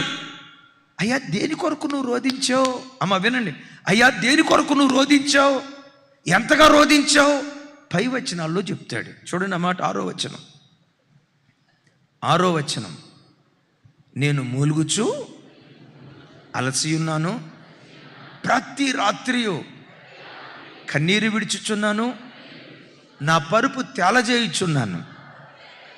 నా కన్నీళ్ల చేత నా పడక కొట్టుకుని పోవుచున్నది. దేని కొరకు రోధించాడు తెలుసా? బత్షెబాతో తాను పండుకున్న పాపపు పడక కొరకు రోధించాడు. తన చీకటి బ్రతుకు కొరకు రోధించాడు. తన అపవిత్రపు బ్రతుకు కొరకు రోధించాడు. దేవునికి ఆయాసకరంగా బ్రతికిన తన ఆయాసకరమైన బ్రతుకు కొరకు రోధించాడు. సంగమా, పిల్లలు ఎగ్జామ్లో ఫెయిల్ అయ్యారని కాదు మనం రోధించాల్సింది, ప్రార్థించేద్దాం. దానికి ఉద్యోగం రాలేదని కాదు రోధించాల్సింది, వ్యాపారంలో నష్టపోయాం అని కాదు రోధించాల్సింది. ప్రతి క్రైస్తవుడు తన ఆధ్యాత్మిక జీవితంలో, ప్రతి క్రైస్తవ తల్లి తన భక్తి జీవితంలో తనను ఏలుబడి చేస్తున్న పాప నిమిత్తం రోధించే వాళ్ళై ఉండాలి. ఒకరోజు తల్లి రొమ్ము కొట్టుకుంటూ రోధిస్తావని, ఏంటమ్మా ఎందుకు రొమ్ము కొట్టుకుంటూ ఏడుస్తున్నావు అని అడిగారు. అయ్యా, పోలీసు వాళ్ళు మా అబ్బాయిని తీసుకొని వెళ్ళారయ్యా, పోలీసు వాళ్ళు తీసుకొని వెళ్ళిపోయి శతకు కొడుతున్నారంటయ్యా, పోలీసు వాళ్ళు మా అబ్బాయిని తీసుకెళ్ళారంటయ్యా, రేపు జైల్లో వేస్తారు కదయ్యా, అయ్యా వాడు జైల్లో పడకుండా అయ్యో పోలీసు వాళ్ళు తీసుకెళ్లారు మా అబ్బాయిని అని ఏడుస్తుందట. ఈలోపు పెద్ద ఆయన ఒక ఆయన ఉండి అంటాడు, పోలీసు వాళ్ళు పట్టుకున్నప్పుడు కాదమ్మా నువ్వు ఏడవలసింది, వాడు జైల్లో పడబోయే ముందు కాదమ్మా నువ్వు ఏడవలసింది, వాడు తాగుబోతుగా బ్రతుకుతున్నాడన్న సంగతి నీకు తెలిసినప్పుడు అయ్యో నా బిడ్డ తాగుబోతు అడిపోయాడు, వీడిని మార్చయ్యా, ఆ రోజే గనక నువ్వు ఏడ్చుంటే, ఆ రోజు నువ్వు దుఃఖపడి ఉంటే ఈ దుఃఖం నీకు సంభవించేది కాదు. నా మాట మీకు అర్థమవుతుందా? ఆ రోజే గనక నువ్వు కన్నీళ్లు గార్చుంటే, నీ కన్నీటి ప్రవాహంలో నీ బిడ్డ పాపపు పడక కొట్టుకొని పోయేటట్లుగా దేవుడు చేసి ఉండేవాడు. నువ్వు విని క్యాజువల్గా దాన్ని తీసుకున్నావు. బిడ్డ దారి తప్పిపోయాడన్న వార్త విని లోకంలో అందరూ చేస్తున్నారు, నా పిల్లలు కూడా చేస్తున్నారు అని సాధారణంగా ఎంచుకున్నావు. కానీ నా బిడ్డ దారి తప్పాడన్న వార్త విన్నప్పుడు నిజంగా నువ్వు రోధించుంటే, నిజంగా నువ్వు విలపించుంటే ఈరోజు ఏడవలసిన పరిస్థితి నీకు వచ్చేది కదా. పెద్ద ఆయన చెప్తున్నాడట, అమ్మా అయ్యా, దావీదు రోదనాధ్వని చేస్తున్నాడు. అయ్యా, ఆ మెద్దు మీద నిలబడి చూడకూడని చూపు చూసా, ఆ ఒక్క చూపు నా బ్రతుకును తలకిందులు చేసింది. శరీరపు కోరికలు నియంత్రించుకోలేక దిగా,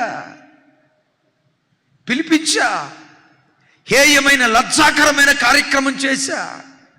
నా పాపం ఎక్కడ బయటపడిద్దోనని నమ్మకమైన సేవకుడు, నమ్మకమైన సైనికుడు, నమ్మకత్వానికి నిలువుటద్దంగా ఉన్న ఒక ఊరియాని పొట్టన పెట్టుకున్నా నీతిమాలి బ్రతికేనయ్యా, నీతి లేని జీవితం చేశానయ్యా.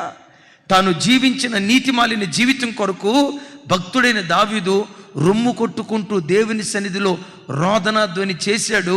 ఆ కన్నీటి ప్రార్థన ప్రవాహంలో తన పాపపు పడక కొట్టుకొని పోయింది. తమ్ముడు, నీవు ఏ పాపపు పడకలో పండుకొని ఉన్నావు? అబద్ధాలనే పాపపు పడకలో పండుకొని ఉన్నావా? ఏ పాప, ఇక అంతకుమించి పదే నేను చెప్పలేను. ఏ పాపపు పడకలో పండుకొని ఈరోజు ఆరాధనకు వచ్చి ఈ మాటలు వింటున్నావు? ఏ వ్యసనంలో చిక్కుకున్నావు? ఇంకొక మాట, సెల్ ఫోన్ పాపపు పడకలో పండుకున్నావా? గంటల తరబడి ఆ వ్యసనంలో చిక్కుకున్న ఆ పాపపు పడకలో పండుకొని ఉన్నావా? నువ్వు పండుకొని ఉన్న పాపపు పడక నీ దగ్గర నుంచి కొట్టుకొని పోయి అది నీకు దూరం అయిపోవాలంటే రోదనాధ్వని నీ దగ్గర వినబడాలి. రోదనాధ్వని వినబడాలి. అవును, చెడ్డోడే, పరిసయుడే, చెడ్డోడు పరిసయుడు ఇద్దరు వచ్చారు. చెడ్డోడని సమాజం అంది, శంకరని పేరు పెట్టింది. కానీ మందిరానికి వచ్చినప్పుడు ఏం జరిగిందో తెలుసా? తన పాపపు బ్రతుకంతా గుర్తుకు తెచ్చుకొని ఆకాశం వైపు కన్నులెత్తడానికి నాకు ధైర్యం సరిపోవట్లేదయ్యా, పాపినైనా నన్ను కరుణించయ్యని రొమ్ము కొట్టుకుంటూ దేవుని దగ్గర ఏడ్చాడట. వచ్చేటప్పుడు పాపిగా వచ్చాడు, తిరిగి వెళ్ళేటప్పుడు నీతిమంతుడిగా తీర్చబడి దేవుని ఇంటిలో నుంచి వెళ్ళాడు. తమ్ముడు, నా వైపు చూడు. నీవే స్థితిలో వచ్చావో అదే స్థితిలో నువ్వు వెళ్ళకూడదు. నీ దేవుని దగ్గర నుంచి నువ్వు ఏదో ఒకటి పొందుకొని వెళ్ళాలి. ఏ స్థితిలో వచ్చావో అదే స్థితిలో నువ్వు వెళ్ళకూడదు. నీలో ఒక రూపాంతరపు అనుభవం దేవుని సన్నిధిలో నువ్వు పొందుకొని వెళ్ళాలి. ఈరోజు నువ్వు దేవుని సన్నిధికి వచ్చావు కదా, అడుగు. నేను ఒట్టి చేతులతో వెళ్ళకూడదయ్యా, ఏదో ఒక మార్పు పొందుకొని నేను వెళ్ళాలి. నా స్వభావం మారాలి యేసయ్య, నా నడక మారాలి యేసయ్య, నా జీవిత విధానం మారాలి యేసయ్య. మారాను అని నేను భ్రమపడుతున్నాను యేసయ్య. మీ వాక్యం విన్నది ఎంతో, నేను మారింది కొంతే. నీ వాక్యం విన్నది ఎంతో, నా బ్రతుకును మార్చుకుంది కొంతే. అమ్మా, నీ స్థితి నీ భర్తకు తెలియకపోవచ్చు, నీకు బాగా తెలుసు. నువ్వు జీవిస్తున్న నీ జీవితం నీకు బాగా తెలుసు. నువ్వు బ్రతుకున్నావో చచ్చిపోయావో, దేవునిలో జీవిస్తున్నావో ఆత్మలో చనిపోయిన స్థితిలో ఉన్నావో నీకు బాగా తెలుసు. నేనంట, నువ్వు దేవునిలో బ్రతుకున్నావంటే దాని నిదర్శనం ఏంటో తెలుసా? నీ పాప నిమిత్తమై పశ్చాత్తాపడుతూ ఏడుస్తూ దేవుని పాదాలు కన్నీళ్లతో తడుపుతావు. నువ్వు చచ్చినోడు అయితే క్యాజువల్గా కూర్చుంటావు. మీలో ఒకడు నన్ను అప్పగించబోతున్నాడు అని అంటే 11 మంది అన్నారు, నేనా ప్రభు అని. అప్పగించేవాడు కూడా ఏమన్నాడు?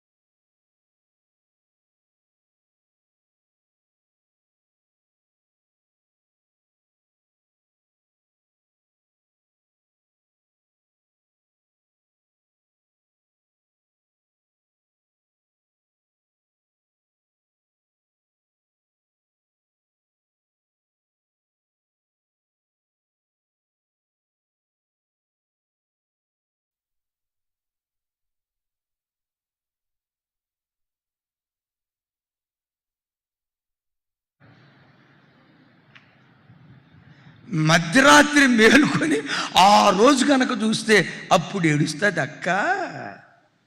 పట్టబడ్డప్పుడు ఏడ్చిన ఏడుపు దొంగేడుపు, పట్టబడ్డప్పుడు ఏడ్చే ఏడుపు కపటపు ఏడుపు. నిజమైన ఏడుపు, రోదన ధ్వని ఎప్పుడు వస్తుందో తెలుసా? వాక్యం విన్నప్పుడు, వాక్యం ద్వారా నువ్వు దర్శించబడినప్పుడు, నీ అంతరంగాన్ని దేవుడు బట్టబయలు చేసినప్పుడు, నేను ఈ స్థితిలో ఉన్నా ప్రభా, నేను మారాలి ప్రభా, నాకు ఈ బ్రతుకొద్దు ప్రభా, నేను మోసం చేయనేసయ్యా, మిమ్మల్ని మోసం చేయనేసయ్యా, సంఘాన్ని మోసం చేయనేసయ్యా, దేవుని ప్రజలను మోసం చేయనేసయ్యా, నేను ఎవరినో మోసం చేయటం కాదు, నన్ను నేను మోసం చేసుకుంటున్నాను యేసయ్యా అని వాక్యం విన్నప్పుడు ఎవడైతే పశ్చాత్తాపడతాడో, నేను ఎప్పుడు చెప్తా కదా, ఎవడు దీనుడై నలిగిన హృదయము గలవాడై నా మాట విని వణుకుచూ ఉండునో వాని మీదే నేను దృష్టి నిలిపా. చర్చికి వచ్చిన ప్రతి ఒక్కడి మీద దేవుడు మనసు నిలబడు సార్.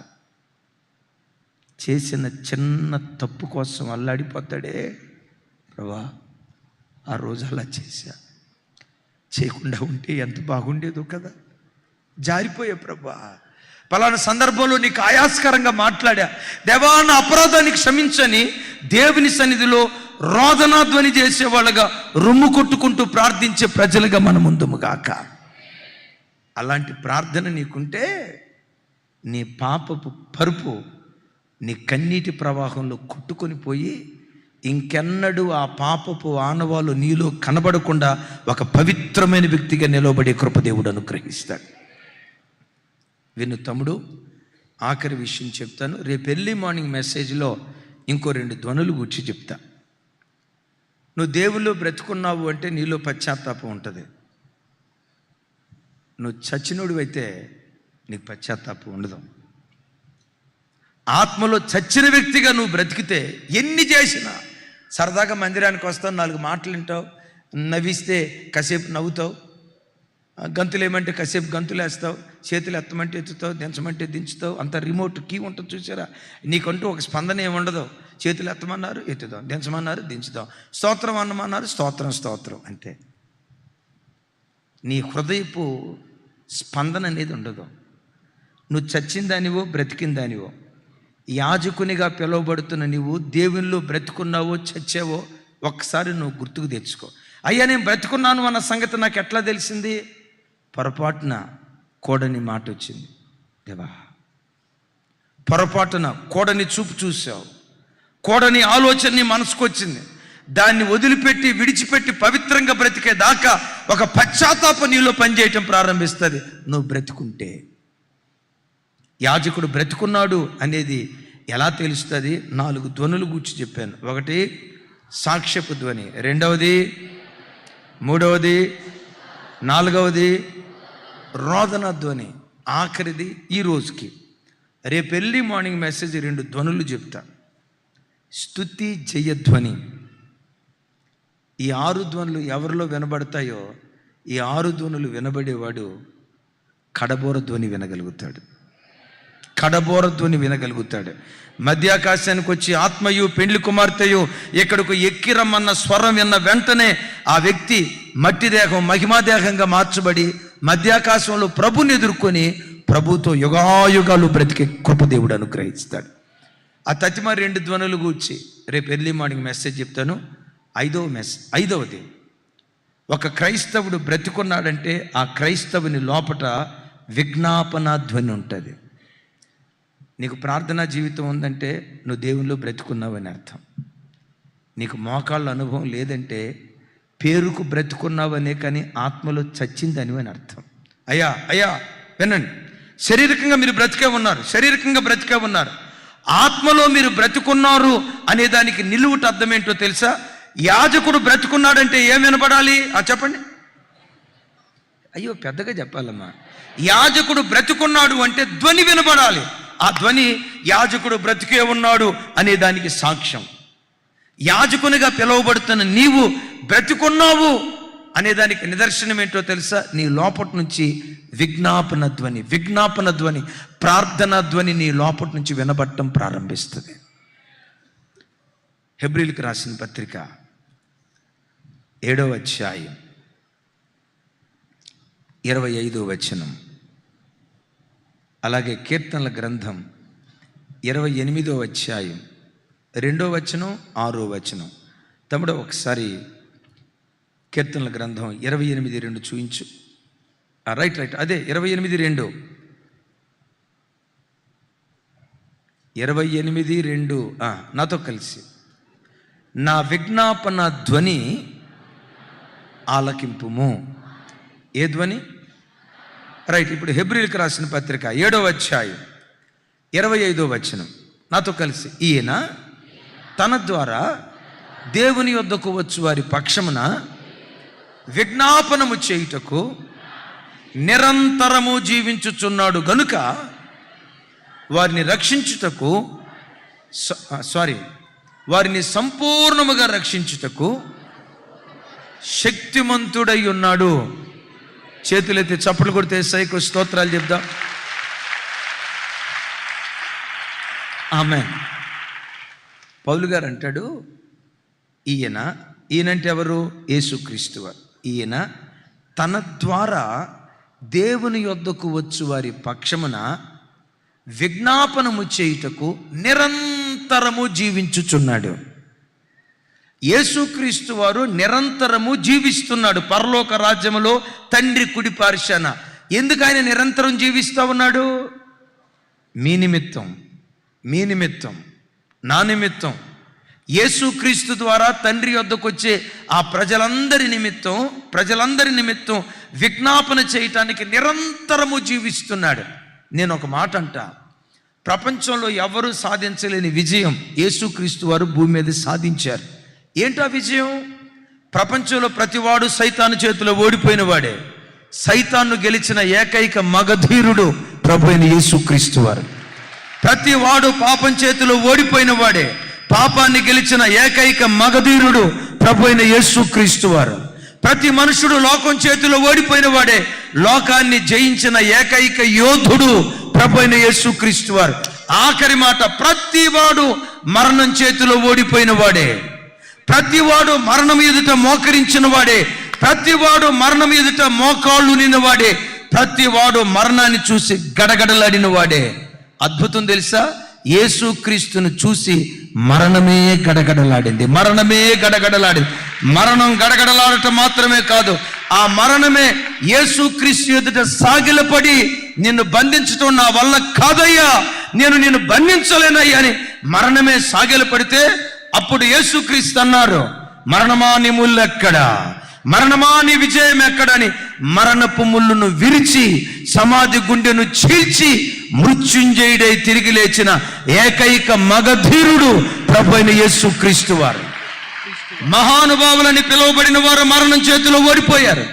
దైవాంశ సంభూతులని పిలువబడిన వారు మరణం చేతిలో ఓడిపోయారు. ప్రతి వాడు మరణం చేతిలో ఓడిపోయిన వాడే. మరణాన్ని గెలిచిన ఏకైక దిగ్గజం నీవు ఆరాధించే ప్రభు అయిన యేసుక్రీస్తు వారు. మరణాన్ని గెలిచిన యుగ పురుషుడు, శక పురుషుడు ఒక్క యేసుక్రీస్తు ప్రభు వారు మాత్రమే. నేనంటా, ఎంత గొప్ప విజయాన్ని పొంది పరలోకానికి వెళ్ళిన తర్వాత విజయవీరుడు రాజభోగాలు అనుభవించాలి. అక్కడ నా వైపు చూడండి, విజయవీరుడు పరలోకం చేరిన తర్వాత తాను సాధించిన విజయాలను గుర్తుకు తెచ్చుకుంటూ, ఆహా భూలోకంలో అలా బ్రతికా, ఓహో భూలోకంలో ఎలా జీవించా, ఎవ్వరూ సాధించలేని అనండి, ఎవరు సాధించలేని గొప్ప విజయం అంటే రావాలొకటి అనండి. ఎవరు సాధించలేని అనండి.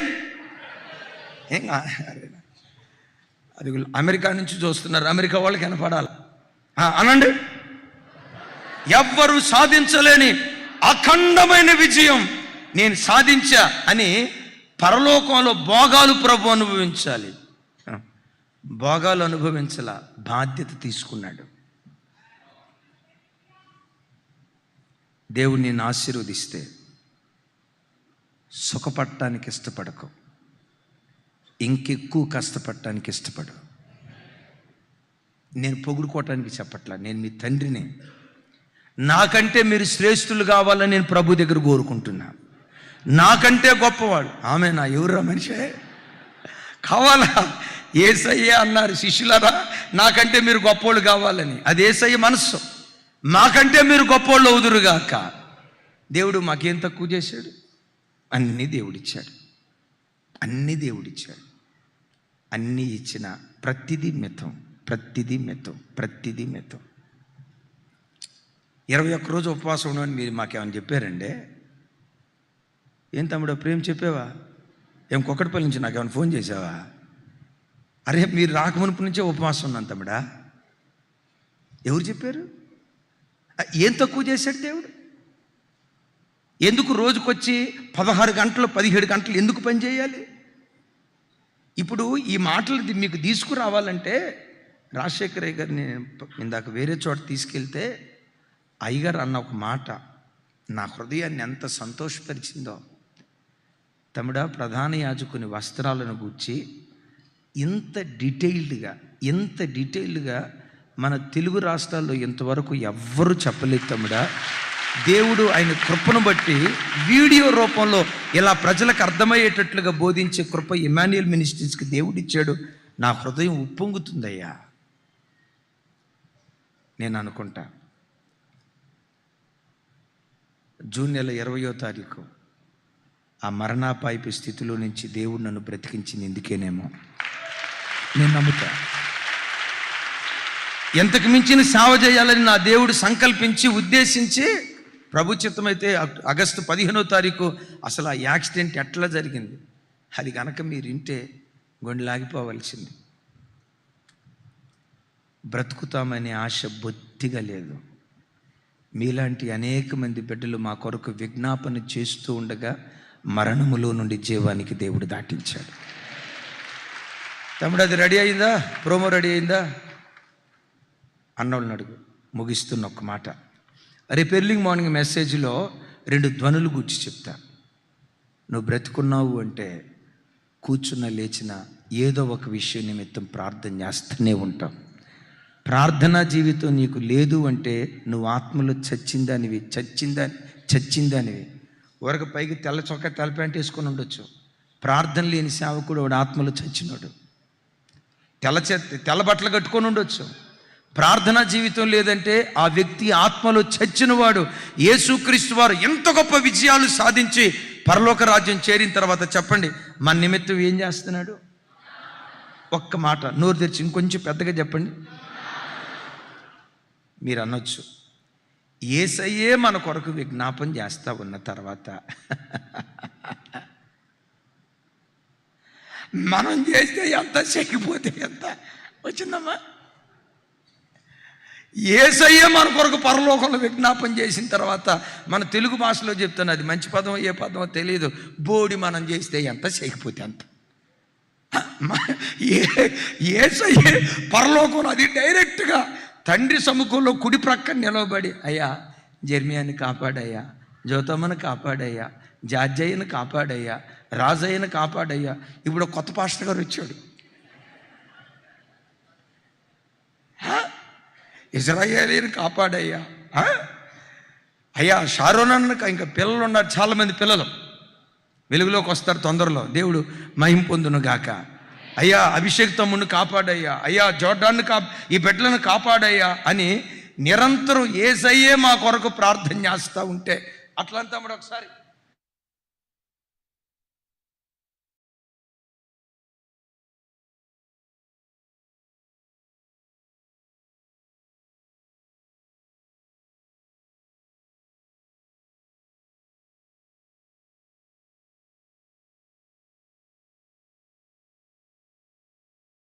తల్లి, అమ్మ 21 రోజులే కాదురా, దేవుడు మన ఆత్మదీపాన్ని మండించాడు. ప్రతి శనివారం ఉపవాస ప్రార్థనకు రండి, ప్రతి మాసాంతరానికి దేవుని సన్నిధికి రండి. అన్నయ్య పరలోకంలో యేసు ప్రభు విజ్ఞాపన చేస్తా ఉన్న తర్వాత మనం చేస్తే ఎంత, చేయకపోతే ఎంత అని అంటారా? బైబిల్లో ఒక మాట రాసింది, ఒకడు 1000 మందిని తరిమితే ఇద్దరు 10,000 మందిని తరవటం ప్రారంభిస్తారు. యేసయ్య ప్రార్థనకు తోడు నీ ప్రార్థన తోడైతే 10,000 అద్భుతాలు జరగటానికి దేవుడు కృప చూపిస్తాడు.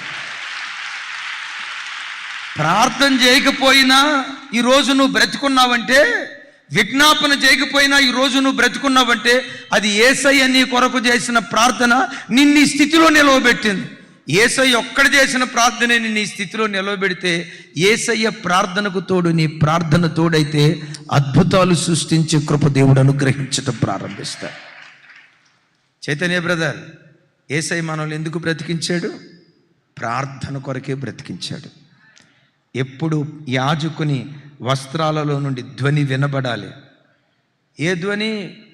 కంచు ధ్వని కాదు, బంగారు ధ్వని. తక్కువ మాట్లాడాలి, మన సాక్ష్యం ఎక్కువ వినబడాలి. మన సాక్ష్యం ఎక్కువ వినబడాలి. గంట ఫలం, నీ గంట నీ ఫలాన్ని గూర్చి మాట్లాడాలి. ఆమేన్. సాక్ష్యపు గంట మనకు ఉండాలి. రెండవది, ఎప్పుడైనా మీ లోపల కోపం వచ్చి నా వైపు చూడండి, నా వైపు చూడండి, ఇది ఒకే నిమిషం కోపం వచ్చి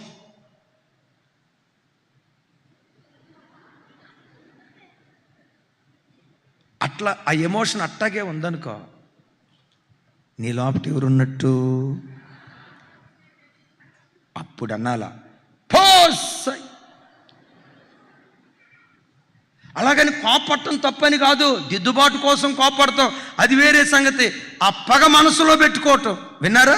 దిద్దుబాటు కోసం కోపడతాం, తల్లిదండ్రులు పిల్లలను కొడతారు, కొట్టకపోవటం పాపం, అది వేరే సంగతి. అయితే నేను చెప్పే మాట ఏంటంటే, సాతాను స్వభావాలు ఏవైనా నీలో కనబడితే ఇది సాతాను వలన పుట్టిందని గ్రహించి యేసు నామం పేరిట మన బ్రతుకు కాలమంతా మనలో నుండి ఈ 5 రకాల ధ్వనులు వినబడునుగాక. వినబడితే, ఆ ధ్వని వినబడితే వాడు చావడట. అనండి ఆ మాట.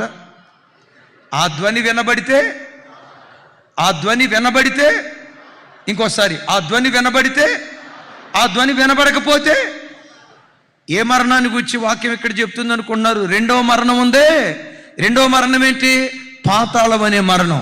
ఈ భూలోకంలో ఈ ధ్వని వినబడితే పాతాళం అనే మరణంలో నీ ఆత్మ చిక్కుకోకుండా పరలోక రాజ్యం చేరే కృప దేవుడు అనుగ్రహిస్తాడు. అందరు మోకరించుదాం. దేవా, ఈ 5 రకాల ధ్వనులు నాలో వినబడినట్లుగా నన్ను బలపరచు యేసయ్యా. అందరు చేతులు పైకెత్తి హల్లెలూయా. ఈ 5 రకాలైన ధ్వనులు నాలో వినబడాలి యేసయ్యా. ఈ ధ్వనులు నాలో ప్రజలు చూడాలేసయ్యా. అందరూ నువ్వు బ్రతికున్నావనే దానికి నిదర్శనం ఇది. నువ్వు బ్రతికున్నావనే దానికి నిదర్శనం ఇది. నువ్వు బ్రతికున్నావనే దానికి నిదర్శనం ఇది. అప్లోడ్ చేసేయండి. యేసు నామంలో పొంది ఉన్నాము తండ్రి. తండ్రి మీకు స్తోత్రాలు. విన్న ఈ వాక్యం మా అందరి జీవితాల్లో నూరంతలుగా ఫలభరితంగా మార్చబడును గాక. రేపు ఎర్లీ మార్నింగ్ మెసేజ్లో కూడా మాతో మాట్లాడి మహిమ పొందండి. యేసు నామం పేరిట ప్రార్థించి పొంది ఉన్నాను తండ్రి. తండ్రి అయిన దేవుని ప్రేమ, ప్రభు అయిన యేసుక్రీస్తు కృప, పరిశుద్ధాత్మ దేవుని సహవాసం మనకు సకల పరిశుద్ధులకు సదా తోడయుండి నడిపించునుగాక. ఆమేన్. ఒక్క నిమిషం కూర్చోండి. ఈ ఉపవాస ప్రార్థన ముగింపు దినాల్లో దేవుడు ఆయన కృపను బట్టి ఎమాన్యుయల్ మినిస్ట్రీస్కి మరో కొత్త పాట దేవుడు అనుగ్రహించారు. ఏదో మీరు సంతోషపడతారని చెప్తున్నాను. ఈ పాట మాత్రం నేనే రాశా. ప్రతి అక్షరంలో దేవుడు నా జీవితంలో జరిగించిన కార్యాలు, నా జీవితంలో దేవుడు జరిగించిన కార్యాలు, వాటన్నిటిని గుర్తుకు తెచ్చుకుంటా. ప్రభా, నన్ను చావులో నుంచి తప్పించావు. నా జీవితంలో అది ఒక జ్ఞాపకంగా ఉండినట్లుగా ఒక చిన్న పాట అని ఆ రోజు అక్కడే దేవుని దగ్గర ఏడ్చుకుంటా ప్రార్థన చేశాను. దయగల దేవుడు ఆ ప్రార్థన ఆలకించి ఒక చక్కటి పాట, జస్ట్ దాని ప్రోమో రెడీగా ఉంది. ఆల్రెడీ యూట్యూబ్లో అప్లోడ్ చేస్తారు. గృహాలకు వెళ్ళిన తర్వాత వినండి. జస్ట్ ఒక్క నిమిషం మాత్రమే. ఇప్పుడు కూడా విని 20వ తారీఖు శనివారం ఉదయం 4:45 ప్రాంతంలో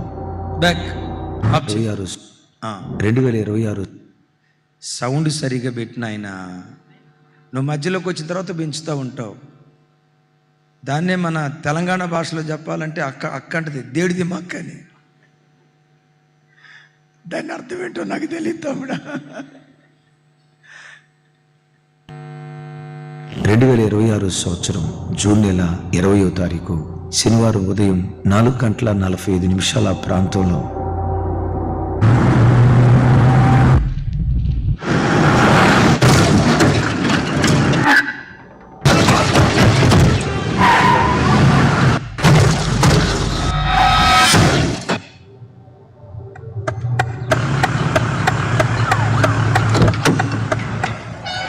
క్షేమధారుడా నన్ను కాచెనే నీ కృపా.